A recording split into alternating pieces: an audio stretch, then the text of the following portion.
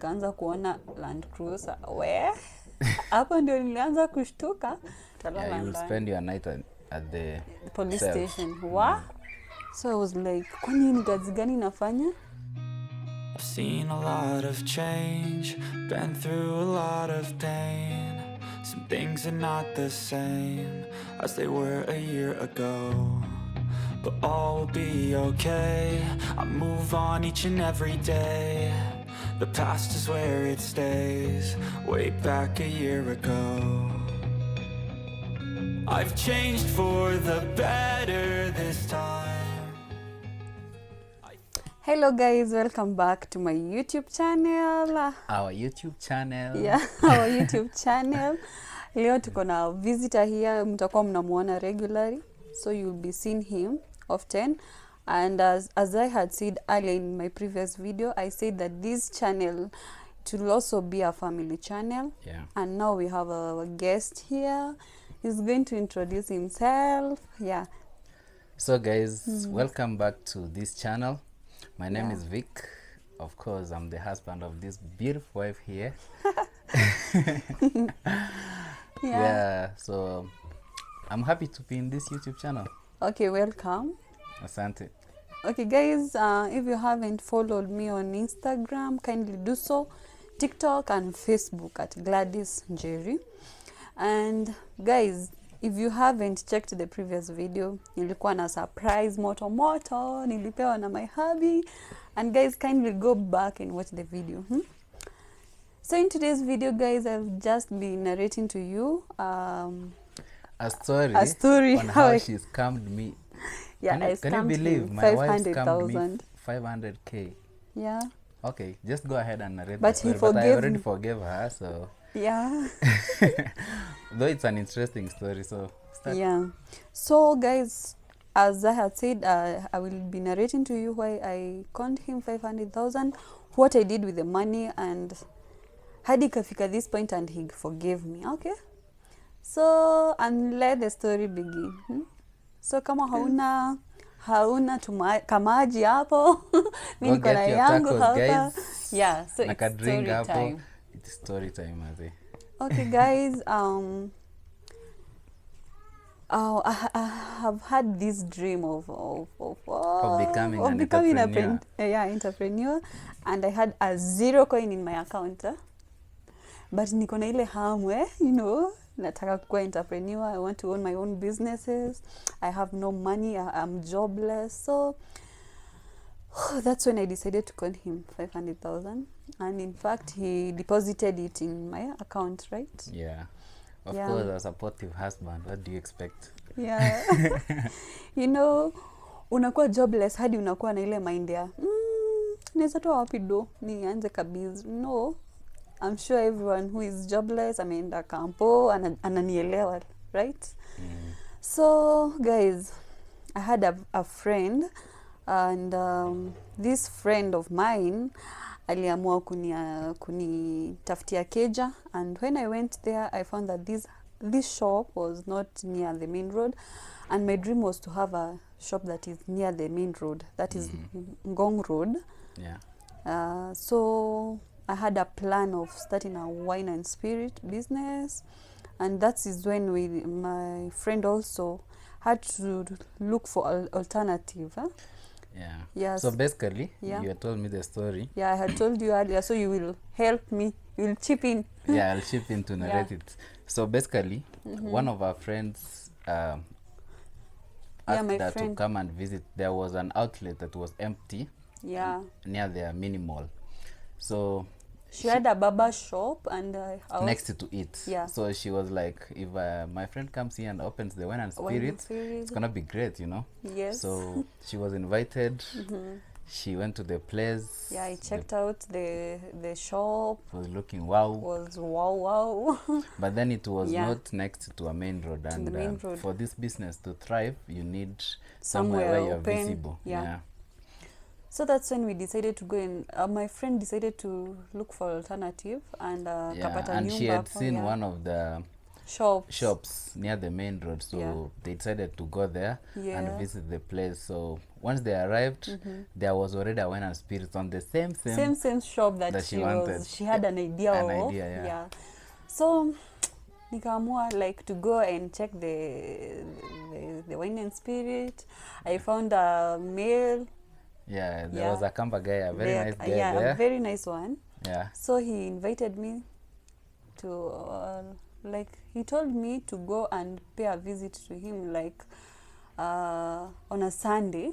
Yeah, right? When he's free. When he was free. So I went, nikabai soda, Coca-Cola.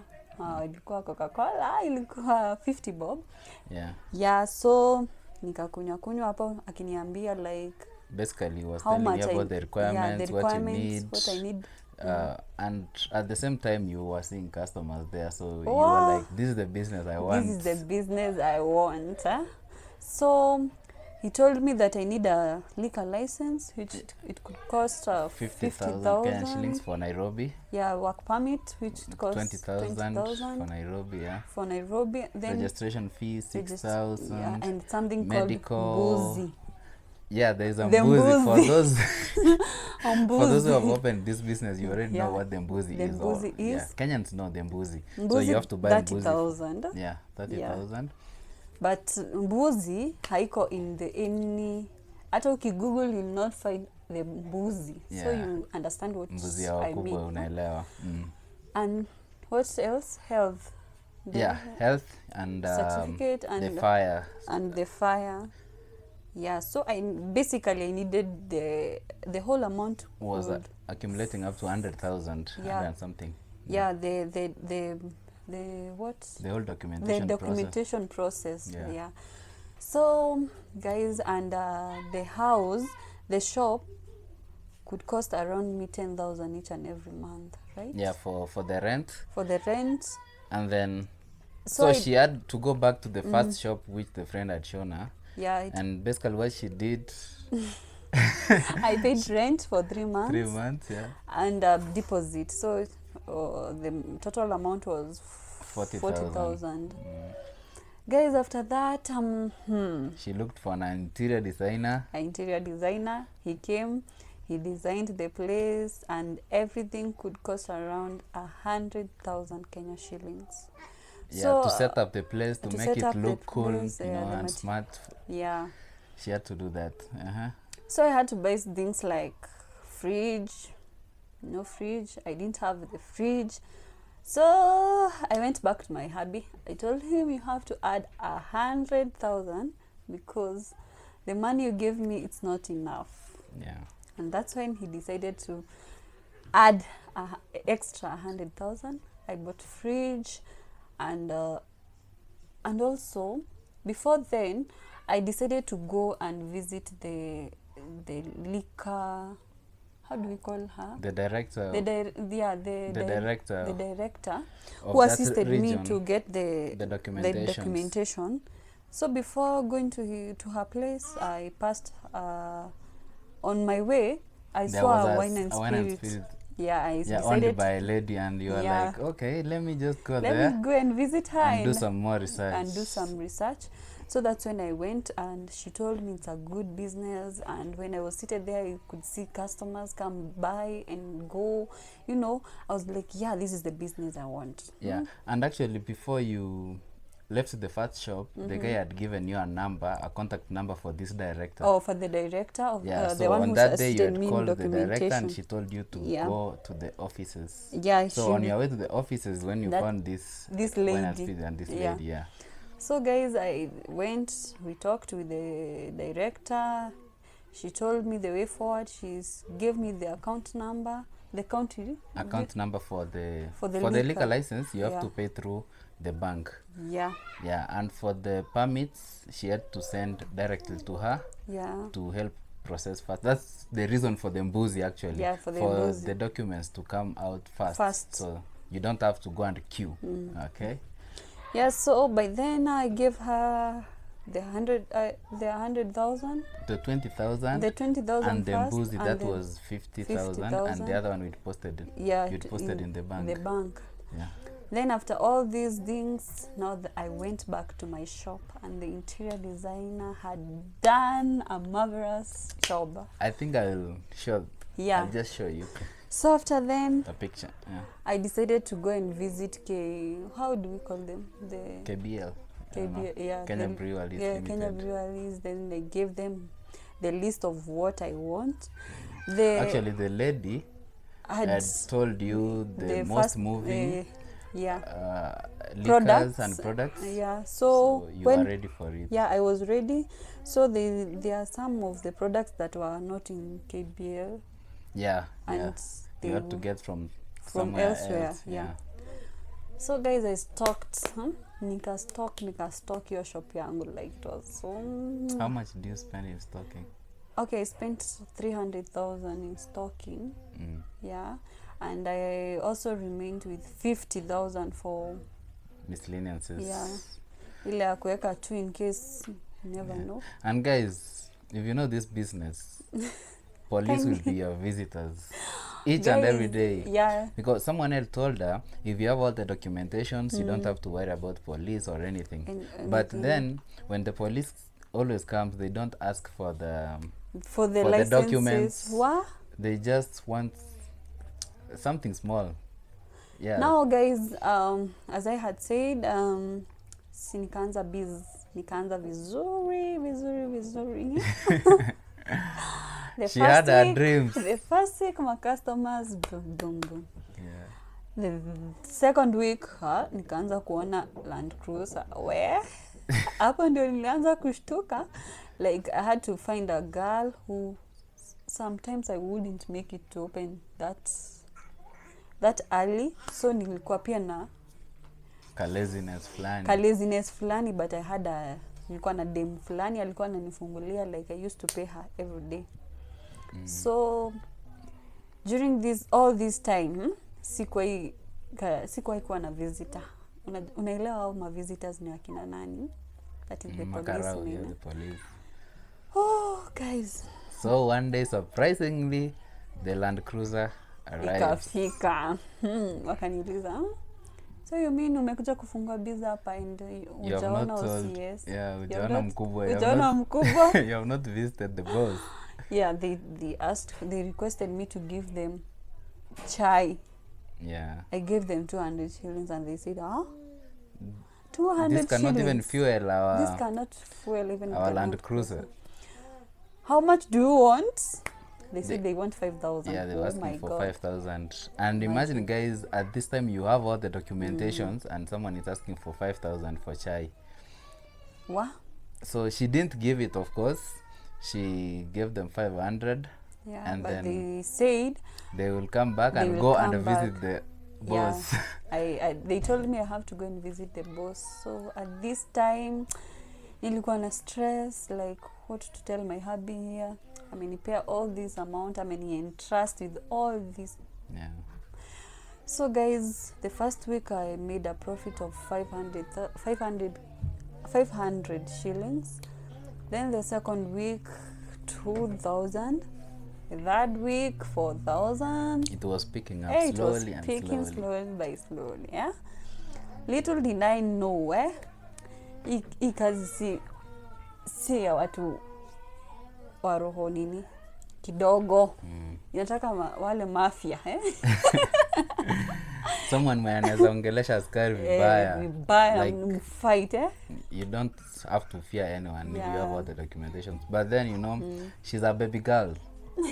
So anytime they used to come, she has to give something. Every time, like they used to come each and every day, like 5 times. Different people from different stations. When you give this one 50 bob, they would say 50 bob. Me naka 50 bob. Like you add. Then the others come with Land Cruiser. You give them 500. Like the profit. If you are having a profit of 2,000, after minusing all these things, you remain with 1,800. 800 transport, lunch. You have a worker who is working, and you have to pay them. Like all these things zikakuwa too much. Zikakuwa stress. That's when I decided sasa sijui niseme nini, niko na madeni like pesa nilikuwa nayo inaenda hivyo, ikiisha juu natoa pocket kufund. And that's when I decided to tell my hubby that unajua kuko hivi na hivi na hivi. Yeah, basically she came to me and told me, this is the kind of business I had opened, and now the business is not doing well. Because I was wondering why she's so stressed. Yeah.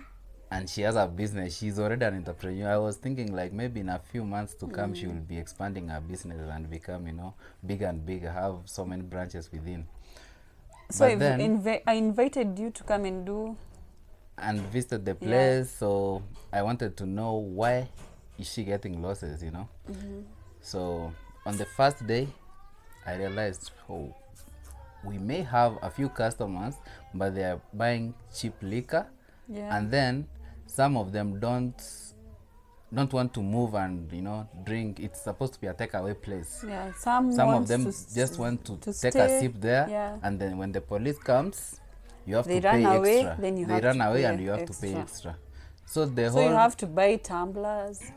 Wanataka kukaa hapo I'm not comfortable, I thought it's just a shop. They are there, unajua kudeal with walevi, it's stress. So everything was headache. Yeah, so I tried to stay in the shop for like 2-3 weeks. Yeah. And I realized we are making losses than profits.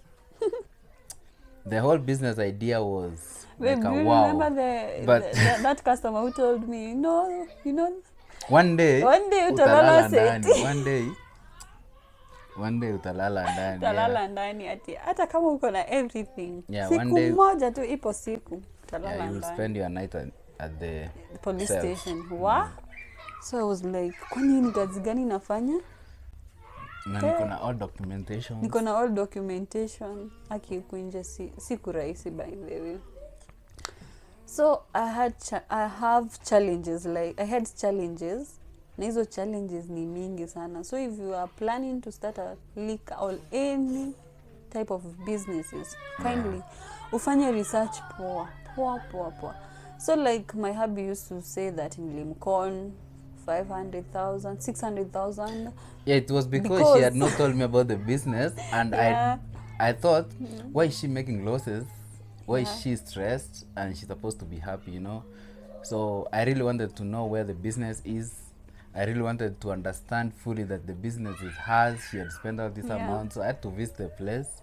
And of course, I confirmed everything. Then I was like, okay, I've tried it myself, and I've seen that you are making losses. So the only thing we could do at that time... Another thing, do you remember that like they used to come, the customers used to come, and then they tell you, please kindly nipe chupa moja na kuja napiga around hivi. A lot of borrowing. Niko nafanya kazi hapa chini na kuja, like they used to borrow. So I had a list ya kulipa a list of like 50 clients na hata rudi. And guys, if you have regular customers, you entrust them by giving them, they will pay later. But once you have given them, the more you give them, the more they run away. They start avoiding you. They go to the neighboring wine and spirits because they don't want to come to your place. They already have a debt. I remember finally we decided to sell the let's sell it. Yeah, so tukaiweka online, but no one. Yeah, at first no one came from online. Yeah. Until until one day kukakuwa na kukakuwa na mtu pia alikuwa interested na kuanza wine and spirit in that area. Yeah, and that day we were not open. We had not opened. The guy came with the sister and they were like, this shop looks cool. Yeah, there was a shop actually next to ours that didn't have anyone. So I think they didn't know we have a wine and spirit besides that side. So they were like, let's come on back the following day, and then we can pay the rent, and everything, and we start open. So when they came, competition itakuwa high. So I decided to tell them, if you are interested in this biz, kindly, I can sell it to you guys. Yeah, and they were like, wow, that's a good deal. Yeah. Though they were surprised to find that, you know, when they came the following day, they were surprised to find that there's already a wine and spirit there. And they were like, we didn't see it when we came. Yeah. But then at this time we had decided we want to sell it, so it was an easy, we didn't have to look for someone to buy. So the guy was like, we are ready to pay. Yeah. And that was it, guys.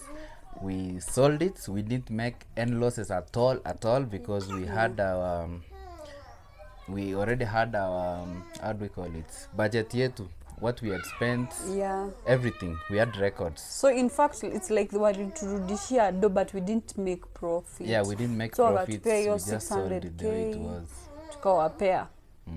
Tukawapea biz. Guys, so kuna bedhe hiyo kazi kuna challenge mingi sana. One of the main challenge ni mapolisi sio? Yeah. Like, and kukopa, watu kukopa sana in the wine and spirit industry. So guys, if uko interested kuanza hiyo biz, kindly fanya research poa. Na it's not a bad business. There are people who have thrived with it. Yeah. But for us it's a no. It's a no-go zone. What? Our son is awake. Yeah. Guys, as we told you, we are a family. We are a family. And our son is awake, so yeah.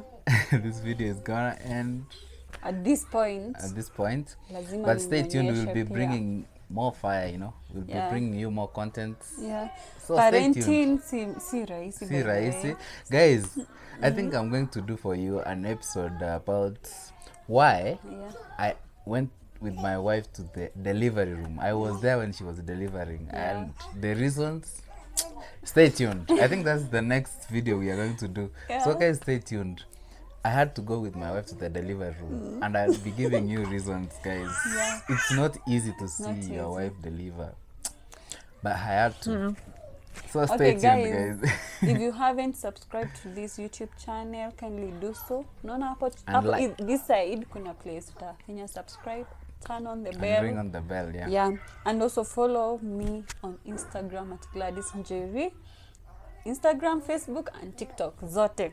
Tupatane hapo. Unaweza ni DM, niambie na unataka this next. Give us challenges. We are willing to, you know, to do what you want us to do. And we'll be giving you more surprises. So okay, you're done? Yeah, I'm done. Okay, goodbye guys. Hoping to see you in my next video. Ciao. Like mkurugenzi anasema, adios muchachos. Goodbye.